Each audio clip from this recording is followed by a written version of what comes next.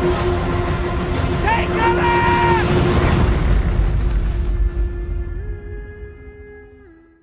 Welcome back, everyone. It's Charlie. This will be my full House of the Dragon Episode 4 trailer video. There's a whole bunch of Game of Thrones Easter eggs, obviously some of them a little bit more obvious than others. Opening the trailer with the prophecy of the prince who was promised, talking about Jon Snow. We had all the Daenerys Easter eggs during Episode 1 earlier in the series, so it's only natural that they would also start referencing Jon Snow. We're going to be doing a lot of Easter eggs for what happens later in the timeline. If you're new to the channel, I am doing videos for all the episodes just like I did for Game of Thrones. Be sure to subscribe to get them all. We're also doing a giveaway for HBO Max subscriptions too. All you have to do to enter is be a subscriber and post all your theories based on the trailer footage down in the comments. Careful for spoilers for everything that's happened on the show so far, but like I said, they begin the trailer with Rhaenyra reading the prophecy of the prince who was promised, Aegon's prophecy of a Song of Ice and Fire, or he calls it a Song of Ice and Fire, but it's a prophecy about the long night, the coming of the White Walkers, that they think could happen at any moment. Like each new Targaryen king, when he learns about the prophecy and takes the Iron Throne, thinks that it's right around the corner. So like this whole time Viserys has been king, not that long in the grand scheme of things, he's been low-grade paranoid about the White Walkers attacking at any moment, in addition to all the regular problems he's been dealing with the last 10 years or so. I've already done a video about who knew the prophecy at which times during the timeline, like at what point did the prophecy get lost, when did it not get passed on, like what happened with the Mad King and Rhaegar, because Rhaegar eventually learned the prophecy, but the way that George R. R. Martin talks about the prophecy and the way that Rhaegar learned about it, it sounds like right before the events of Robert's Rebellion, the prophecy had been lost, so when Rhaegar was learning about the prophecy, he actually learned about it because he was so fond of going through the Citadel's secret archives that were only accessible to really highborn people like the Crown Prince. Like Rhaegar, as the Crown Prince, was basically one of the most powerful people in the realm. So if he told the Archmaesters of the Citadel, let me into this locked room with all these secret scrolls, they would have to do it. They made a big deal about that when Samwell joined the Citadel to become a Maester. No, you're not allowed to go in there. The other cool detail they reveal in this trailer is that she's reading the prophecy, which has been carved or been etched into the Valyrian steel blade of the knife itself. I did videos about the actual Catspaw's Valyrian dagger, like way back during the Game of Thrones main series episodes. But the steel of the blade is obviously Valyrian steel, the hilt is made of dragon bone, and the giant red jewel is just a huge ruby. They explained during episode 1, even though a little over 100 years has gone by since Aegon's conquest, Valyrian steel at this point is incredibly rare, so all Valyrian steel of any kind is very valuable. But at this time in history, there are more known Valyrian steel blades belonging to people. Some of them get lost over the years up to the events of the Game of Thrones series. And the whole reason why Arya, Littlefinger, Joffrey, Robert Baratheon, anyone after Rhaegar Targaryen who would have owned the knife, assuming that it probably belonged to Rhaegar and the Mad King at some point, and then after they sacked the Red Keep during Robert's Rebellion, all the Targaryens' possessions were basically either sold off or given to Robert Baratheon, and that's how the knife passed into Littlefinger's possession and Robert Baratheon's possession eventually.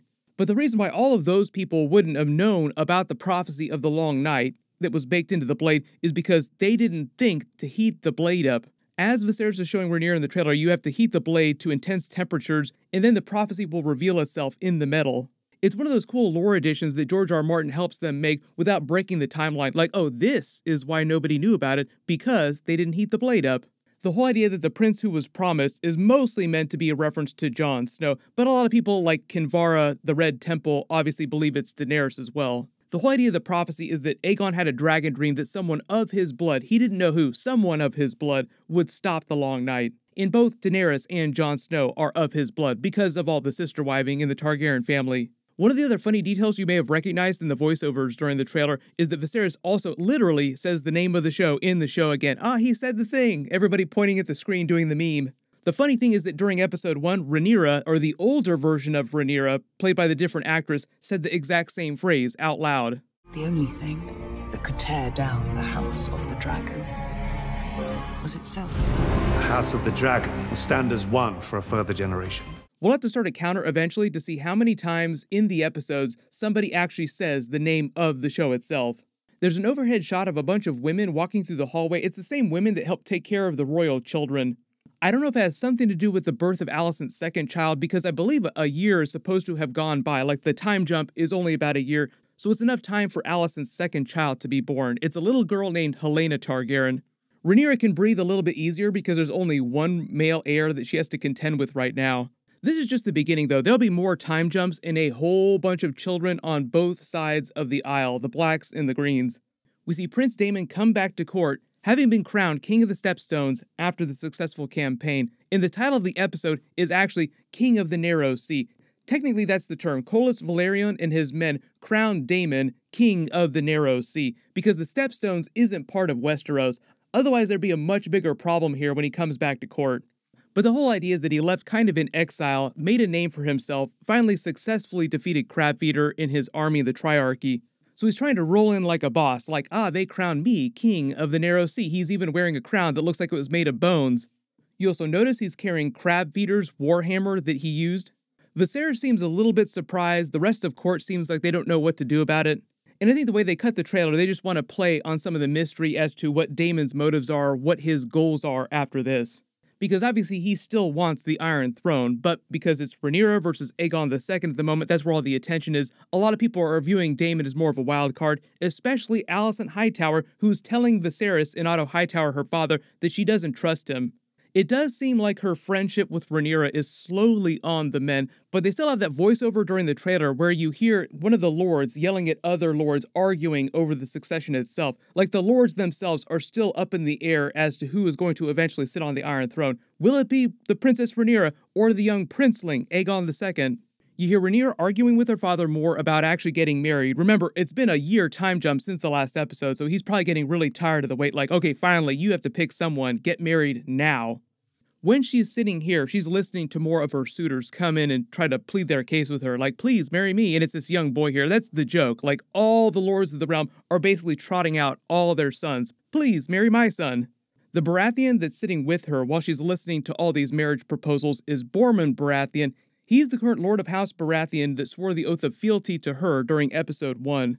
Then you have this scene with Otto Hightower talking to Viserys Targaryen about this vile rumor about Rhaenyra Targaryen. Like later, she's talking to someone else saying, how dare you accuse me of this? And I think the whole idea here is that they don't trust Daemon, and they basically think that Daemon deflowered or did something sexual with Rhaenyra. Because you see her sneaking out of the Red Keep through the monument to Balerion the Black Dread wearing the clothes of the commoner, running through the streets of Flea Bottom in the city, then a couple people in a dark alley getting it on, and what seems like a couple other people spying on them. So this is a bit of a callback to that scene in episode 1 where Otto Hightower did the same thing to Daemon Targaryen, basically throwing him under the bus, where the king eventually chose Rhaenyra as the successor, because he was choosing the option that was not his brother. Like, well, it can't be my brother, so Rhaenyra is the best option. So when Viserys is getting pissed off about all this spicy gossip, I think that's what it's about Rhaenyra being deflowered, potentially. When you see Rhaenyra sailing on the Targaryen ship with Criston Cole, and you see Daemon and his dragon Caraxes fly by them, this might be later in the episode, and she might be exiled to Dragonstone, or she might just be taking off to live on Dragonstone, because technically, as she said during previous episodes, Dragonstone belongs to her because she is the heir. Typically, when someone is named the heir to the Iron Throne, they're named either Prince or Princess of Dragonstone. Like, that's a title they get, and they gain possession of Dragonstone. So if she wanted to, she could go live at Dragonstone anytime she wants to. But to make a joke, that's sort of like the Targaryen way of quitting Twitter. Like, you basically leave court, you leave the center of all politics, so you don't really find out about what's actually happening day to day unless somebody sends you ravens with more information.